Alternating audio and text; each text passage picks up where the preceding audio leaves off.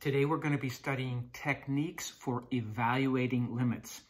In the first part of chapter 11, 11.1, you studied several types of functions whose limits can be evaluated by direct substitution. What we did is we took the limit and we substituted it directly into the function and we found the limit, the trend in y, as we put the pressure on x from both directions. In this section, 11.2, you will study several techniques for evaluating limits of functions for which direct substitution fails. So we try direct substitution and it doesn't work. What can we do? We're going to answer that question right now. Suppose I was asked to find the limit of the function x squared plus x minus 6 over x plus 3. Hopefully you can see that this is a rational function of the form p of x divided by q of x. Remember when we did those rational functions, we said provided q of c does not equal 0, where whatever value we're putting in there, we're calling c. Well, you probably looked ahead here and said to yourself, this is going to give us problems. If we do this direct substitution, which is always a wonderful idea. Why? Because if we get lucky, we don't have to work very hard. And isn't that a nice little benefit of math when we can get the easy answer? Well, negative 3 inside the parentheses squared is negative 3 times negative 3, which is 9 minus 3 minus 6 over negative 3 plus 3. You can see right away, or very quickly, that we get what's called an indeterminate form, which means right away I know the limit is not reached because we have a hole at x equals negative 3. So clearly we cannot find this limit, the trend in y, by direct substitution. When I get this indeterminate form, my conclusion is, oh, we have a hole wherever we're looking. At x equals negative 3, we're going to have a hole. So our direct substitution didn't work. What always works? We could make a table and try to find the trend in y. Look what I'm doing. I'm squeezing in on x equals negative 3. Sorry, I just forgot the negative. I'm squeezing in on x equals negative 3 from both the left side. So we say this is negative 3 with a little negative because I'm coming from the left. And here, all these numbers here are negative 3 with a little positive because I'm coming from the right. This superscript means a little bit less than negative 3. And this superscript positive means a little to the right of negative 3. Well, my x's are 3.01. Get closer.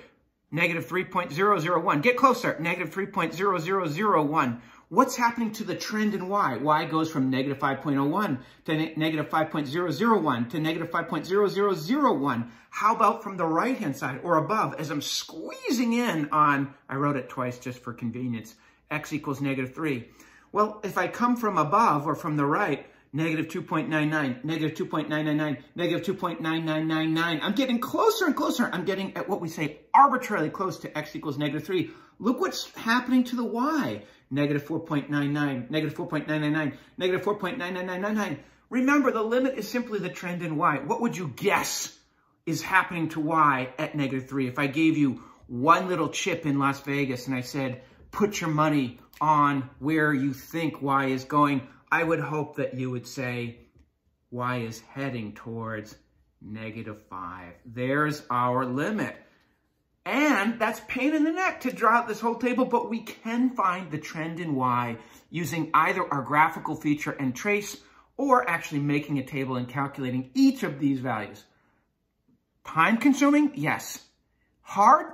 Hardly. It's easy. Just got to plug away. Take some stick-to-itiveness though. Is there another way besides direct substitution? Oops, that didn't work. Going through my calculator and graphing and tracing, or by making a table and looking at the trend in y? That always works, but it's time consuming. Well, there's a third way, and we're going to say it's called the dividing out technique. Limit of x approaches negative 3 of this function. When I did direct substitution, it gave me this indeterminate form. That means I know I have a hole at x equals negative 3. Well, let me see if I can factor the numerator and factor the denominator. Let's see, x times x, and I'm looking for factors of -6 that add up to +1. Well, that's +3 and -2. Remember, after you factor, you can always FOIL to make sure you've got it right. First, outer, inner, last. First, x times x is x squared. Last, 3 times -2 is -6. Well, those are easy. The OI is where your money is made in FOIL. 3x minus 2x gives me positive x. I've got it right. Now, because I have multiplication between these two factors of the numerator, I can cancel. And now my problem simplifies to this. This was our surviving function. And if I use direct substitution now, -3 minus 2 is -5. That's what we found when we did a table. Notice, if you have a rational function, that means we have a fraction with a polynomial over a polynomial, and you cancel, what you cancel tells you where the hole is. Well, where is this hole? The hole is at, as x approaches -3, y approaches -5. So there's a hole at -3, -5. So that means that our graph will never reach this point. Does the limit exist? Yes, it's -5. That's the trend in y. Is the limit reached? No, because we have a hole at, as x goes to this, that's the trend in y. So the limit is not reached, but it surely does exist. Here's the big idea. What we just did is the dividing out technique. This procedure for evaluating a limit is called the dividing out technique, as I just said. The validity of this technique stems from the fact that when two functions agree in all but a single number c, they must have identical limit behavior at x equals c. So, for example, we studied f of x equals, this is a rational function, x squared plus x minus 6 over x plus 3. When we factored and canceled, it collapsed into the surviving function, x minus 2. Now, this function and this function are exactly the same, even though they don't look the same. If you graph this and you graph this, they'll look exactly the same, except they disagree at the point -3, -5. This one has a hole at -3, -5, and this one has no hole at -3, -5. So they agree at all values of x other than x equals -3. And because of that, you can use this graph to figure out the limit for this graph. That's the big idea behind this dividing out technique. If I say to you, graph this, x squared plus x minus 6 over x plus 3. If you graph this on a graphing utility, you'll get something that looks like this. Now, if you trace and you look at x equals -3, you will find that the point here is undefined. We have a hole at -3, -5. And that's what this graph looks like. Now, if I were to graph g of x and say that's equal to x minus 2, of course I'd get a line with y-intercept at -2 and slope 1 over 1. But this point would be filled in. Of course it does. There's no holes or no vertical asymptotes of this. It's just a line. You've been studying that for years. Because this graph and this graph are almost the same, they just differ right there. We can use this graph to figure out the limit for this function. By the way, just a review of Algebra 2. How did this function become this function? Again, we did x plus 3 and x minus 2 over x plus 3.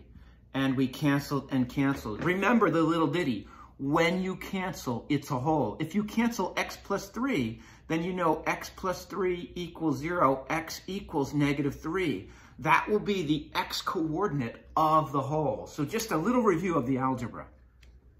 When should you use this dividing out technique? Well, the dividing out technique should be used when direct substitution. You take whatever x is heading towards from both directions and plug it into your function. And if we're talking about a rational function, p of x over q of x, and we get 0 over 0, which is the indeterminate form. I like to write IF because that's a big word. It's called an indeterminate form because you cannot, from the form alone, determine its limit. If you get this plugging into a rational function, which is p of x over q of x, you can conclude that the numerator and denominator have a common factor. So that means we're going to have a hole. The implication of 0 over 0 is you have a hole in your graph at the place that you're looking at the limit. So what do? You factor, cancel, which we call dividing out, and with that surviving function, you use direct substitution. It's a brilliant workaround to this problem.